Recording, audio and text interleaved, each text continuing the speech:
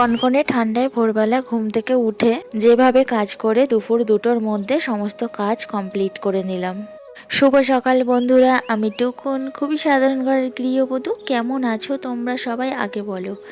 আশা করছি এই ঠান্ডায় তোমরা সবাই খুবই ভালো আছো, সুস্থ আছো। আর তোমাদের ভালোবাসায় আমরাও কিন্তু বেশ ভালো আছি। আজ শনিবার, ঘড়িতে এখন 6টা বাজে। তো এখন থেকেই তোমাদের সবাইকে সঙ্গে নিয়ে আবার একটা নতুন ভিডিও শুরু করছি। আশা করছি আজকের ভিডিওটা তোমাদের খুবই ভালো লাগবে। তো এখন রান্নাঘরে দেখো এসে আমি রান্নাটা বসিয়ে দিয়েছি। তাহলে চলো রান্নাঘর থেকে আজকে ভিডিওটা শুরু করা যাক। তো অনেকগুলো ভাত ছিল, সেই ভাতগুলো এখন ভাজা করে নেবো। তো তার আগেই আমি ডিমটাকে ভুজিয়া মতো করে নিয়েছি। তারপরে এই যে আলু, পেঁয়াজ আর কাঁচা লঙ্কা একসাথে কুচিয়ে আমি এখন ভেজে নিচ্ছি। তো এগুলো ভাজা ভাজা মতো হয়ে গেলে আমি দেখো ভাতগুলো দিয়ে দিলাম। তো ভাতগুলো দিয়ে আমি ভালো করে নাড়াচাড়া করে ভাজা ভাজা মতো করে নেবো। এই কনকনে ঠান্ডায় সকালবেলায় ওঠাটা কিন্তু ভীষণ কষ্টের। তো ঠান্ডার সময় সকালবেলায় এসে কাজ করতে গেলে না খুব ভয় লাগে, বিশেষ করে জলের কাজ করতে গেলে। হাত দিয়ে যখন কাজ করতে হয় হাতটা যেন অবশ হয়ে যায়, মনে হয় হাতটা যেন কেটে যাচ্ছে। তো দেখো আমার ভাত ভাজা হয়ে গেছে, আর এদিকে তোমাদের দাদাভাই ব্রাশ করছে, আর এখানে লাড্ডু খেতে দিচ্ছে কাকদেরকে। তো একটাও কাকের তো পাত্তা নেই, ওরা তো যখন তখন আসে না, ওদের সময় মতো ওরা আসে। তো দাদাভাই এটি খেয়ে চলে গেল টিফিন নিয়ে অফিস, আর আমি চলে এলাম ঘরের কাজে। তো অনেক ভাত ছিল কালকে রাত্রে, আর এখন ঠান্ডার সময় কেউ সকালবেলায় ভাত খেতে চায় না, আর এমনি এমনি তো ভাত কেউই খাবে না। তো ভাতটা আমি ভাজা করলে তাহলে সবাই খেয়ে নেবে, তার জন্য ভাতটাকে ভাজা করে নিলাম। সকালে উঠে দাদাভাই ওটাই টিফিন দিয়ে দিলাম, দাদাভাই নিয়ে গেল। আর এখন চালের যা দাম, ভাতগুলো কি নষ্ট করব? একদম না, আমি ভাত একদমই নষ্ট করি না। ভাত নষ্ট হলে না আমার ভীষণ কষ্ট হয়। গরমকালেও পর্যন্ত ভাত থাকলে আমি জল দিয়ে রেখে দিতাম, দুপুরবেলায় সেই ভাতগুলো আমি খেয়ে নিতাম। আমি একটাও ভাত নষ্ট করি না। আর মধ্যবিত্ত পরিবারে এভাবে যদি হিসাব করে না চলি, তাহলে বলো আমি সংসারটা ঠিকঠাকভাবে চালাতেই পারবো না। তো তারপরে দেখো নিচের ঘরের বিছানার চাদরটা আমি পাল্টে নিচ্ছি। তো যে চাদরটা পাতা ছিল সেই চাদরটা তুলে নিলাম, নিয়ে আমি এখন একটা কাঁচা ধোয়া চাদর পেতে নিচ্ছি। আর আমাকে দেখো দুষ্টু হেল্প করে দিচ্ছে। চাদরটা এদিকে গুটিয়ে গেছিলো, তো চাদরটা খুলে আবার সুন্দর করে পাতিয়ে দিল। তো যাই হোক, দুষ্টু আমাকে অনেক হেল্প করে, তোমরা তো দেখো। যেমন দুষ্টুমিও করে তেমন কিন্তু আমাকে হেল্প করে দেয়। আর বিছানার চাদর পাততে গেলে না অনেকটাই সময় লেগে যায়, চারিদিকটা গুজে তারপরে বিছানার চাদরটা টান টান করে পাততে হয়, অনেকটাই সময় লেগে যায়। তো চাদরটা আমি পেতে নিলাম, নিয়ে বালিশগুলো দিয়ে দিলাম সুন্দর করে। আর আমার ঘরের এই জানলাটায় না খুব সুন্দর রৌদ্র আসে, সকাল হতেই রৌদ্র চলে আসে। তো ওই জানলাতে মাথার বালিশগুলো সব রৌদ্রে দিয়ে দিই। এখন ঠান্ডার সময় বালিশ তারপরে ব্ল্যাঙ্কেট এগুলো রৌদ্রে দিলে বেশ ভালো গরম গরম থাকে, আর শোয়ার সময় খুবই আরাম লাগে। তো যাই হোক, তারপরে দেখো বসে পড়েছি টেবিলটা গোছাতে। আজকে টেবিলটা গোছাবো ঠিক করে রেখেছিলাম, টেবিলটার ওপরে যা করে রেখেছে আমার দুষ্টু আর তোমাদের দাদাভাই, মানে তুলনার বাইরে। টেবিলটা দেখেই না আমার গায়ের মধ্যে কেমন হচ্ছিল যে কখন আমি টেবিলটা সুন্দর করে গুছিয়ে নেবো। মানে একটাও জিনিসের জায়গায় জিনিস নেই। ওরা টেবিলের ওপর থেকে জিনিসগুলো নেবে, জিনিসটা যে আবার দরকার মিটে গেলে জায়গাতে রেখে দিই সেটা আর করবে না, ওইভাবে রেখে দিলাম ফেলে যেখানে সেখানে। তো এইভাবে ভালো লাগে বলো? একটা ঘর গুছিয়ে রাখলে তার সৌন্দর্য কিন্তু দ্বিগুণ বাড়ে। আর সেই ঘরটা যদি এলোমেলো হয়ে থাকে, জিনিসপত্রগুলো যদি ছিটানো ছোটানো থাকে, তাহলে সেই ঘরটা কি ভালো লাগে দেখতে? আমার তো একদমই ভালো লাগে না। শত ব্যস্ততার মাঝেও কিন্তু আমার বেডরুমগুলো আমি সুন্দর করে গুছিয়ে রাখি যতটা পারি। তবে আমার ঘরে দুষ্টু আছে, তোমরা তো জানো, গুছিয়ে রাখলে কি হবে, এই গোছালাম পরেক্ষণে দেখো সেই গোছানোটা অগোছালো হয়ে পড়ে রয়েছে। তাও কিন্তু আমি কাজের ফাঁকে ফাঁকে আবার গুছিয়ে রাখি। একটা ঘর কিন্তু আমার 3-4 বার ঝাঁট দিতে হয়। তারপরে জিনিস ছিটিয়ে ছুটিয়ে রাখে আমার ছেলে ঘরের ভিতরে, সেগুলো কিন্তু আমার দিনে অনেকবার করে গোছাতে হয়। তো একটা বাচ্চা থাকলে একটা সংসারে যা হয় সে তো তোমরা জানো, যাদের বাচ্চা আছে বাড়িতে।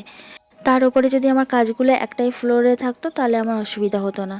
এই ওপর নিচ না বড় অসুবিধা, একবার নিচে কাজ করে ওপরে গিয়ে করতে হয়, আবার ওপরে করে এসে আবার নিচে করতে হয়। এভাবেই সারাটা দিন আমার কাজ করে কেটে যায়।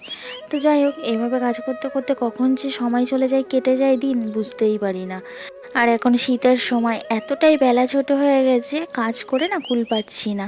বেলা যেন দৌড়াচ্ছে আর আমিও দৌড়াচ্ছি, বাট বেলার সাথে কিছুতেই আমি এগিয়ে যেতে পারছি না। বেলা যেন আমার আগে আগে দৌড়ে যাচ্ছে।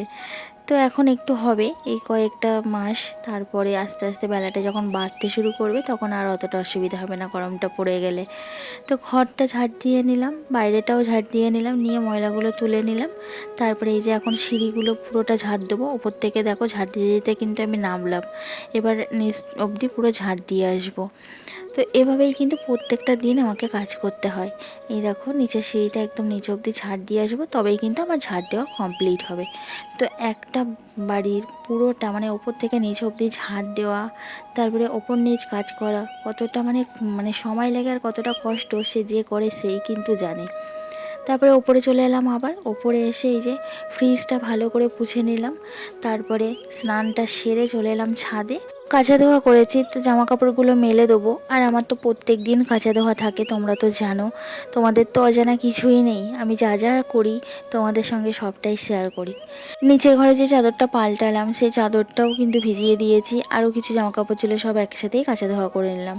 আমি কিন্তু চাদরটা কালকের জন্য আর রেখে দিইনি, আজকেই চাদরটা কিন্তু কাচা ধোয়া করে নিলাম। আমি যদি কালকের জন্য রেখে দিই তাহলে আমারই কষ্ট, কালকেও তো আমার কাচা ধোয়া থাকবে। আমার তো প্রত্যেক দিন কাচা ধোয়া, তাহলে কি হবে আজকে দিয়ে কালকে দিয়ে অনেক জামা কাপড় হয়ে যাবে কাচার জন্য।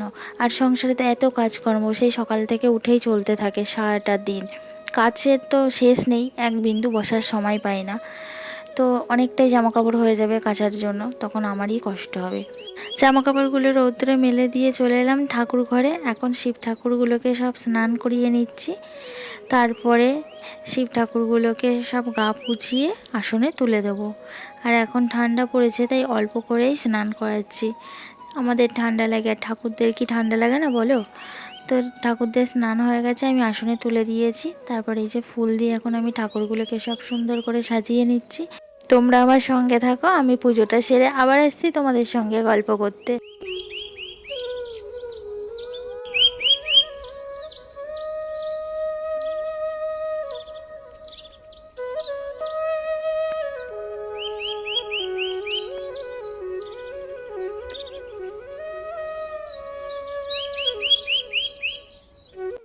জল মিষ্টি দিয়ে ঠাকুরদের সেবা দিয়ে নিয়েছি, প্রদীপও ধরিয়ে নিয়েছি, ধূপ ধরিয়ে নিয়েছি, আরতি করে পুজোটা শেষ করে নিলাম। তারপরে চলে এলাম রান্নাঘরে। রান্নাঘরে এসে আমি ডালটা এখন সোমবার দেবো, তাই পেঁয়াজ আর শুকনো লঙ্কা ফোড়ন দিয়ে নিলাম। তারপরে দেখো এদিকে পাশে ডাল ফুটছে, তো ডালটাতে এখন আমি সোমবার দিয়ে নেবো। ডালটা সেদ্ধ হয়ে গেছে।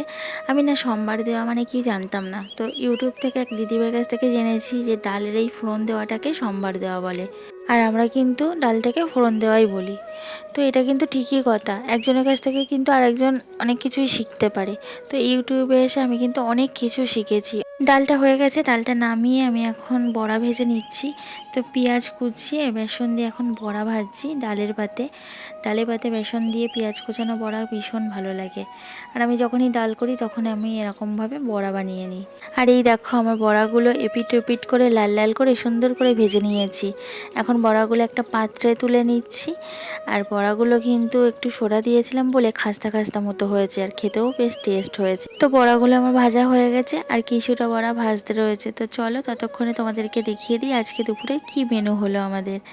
তো এই যে বড়া ভাজা হলো, দেখতেই পেলে লাল লাল করে পেঁয়াজের বড়া, অনেকে পেঁয়াজি বলে। আর এই যে আলু ভাতে মেখে রেখেছি কাঁচা লঙ্কা আর সর্ষের তেল দিয়ে। আর এখানে এই যে ডাল করেছি। তো এটাই আজকে আমাদের দুপুরের মেনু। ও আর ভাত করেছি, ওটাও দেখিয়ে দিই। এই যে গরম গরম ভাত। তো এই ছিল আজকে দুপুরে আমাদের মেনু। তো খাওয়া দাওয়া সেরে চলে এলাম ছাদে। তো ছাদে একটু ঘুরছিলাম, আর এইখানে ফুল গাছ লাগিয়েছিলাম, ওর মধ্যে না একটা কুমড়ো গাছ উঠেছিল। তো কুমড়ো গাছটা মরে গেছে, তো সেই মরা শুকনো পাতাগুলো আমি এখন তুলে তুলে ফেলে দিচ্ছি। আর একটা অ্যালোভেরা গাছ আছে, গাছটা বাড়ছে না তাই দেখছিলাম। তারপরে ভাবলাম শুকনো জামা কাপড়গুলো তুলে নিই। এবারে নিচে যাব, জামা কাপড়গুলো যদি তুলে না যাই তাহলে ঠান্ডা জল হয়ে যাবে, তার জন্য জামা কাপড়গুলো তুলে নিচ্ছি। চলো ভিডিওর শেষ পর্যায়ে এসে তোমাদের কাছে ছোট্ট একটা রিকোয়েস্ট, আমার ভিডিওটা ভালো লাগলে একটা লাইক করে দিও, আর কমেন্টস করে জানিও কেমন লাগলো। আর আমার ভিডিও যদি কোথাও কোনো কিছু ভালো লেগে থাকে চ্যানেলটা সাবস্ক্রাইব করে আমার পাশে থাকতে পারো।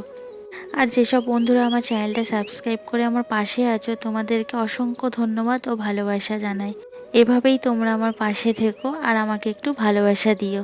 তাহলে বন্ধুরা ভিডিওটা এখানেই শেষ করছি। কয়েকটা বাসন ছিল, বাসনগুলো ধুয়ে উপর করে দিলাম বাসনের ঝুড়িতে।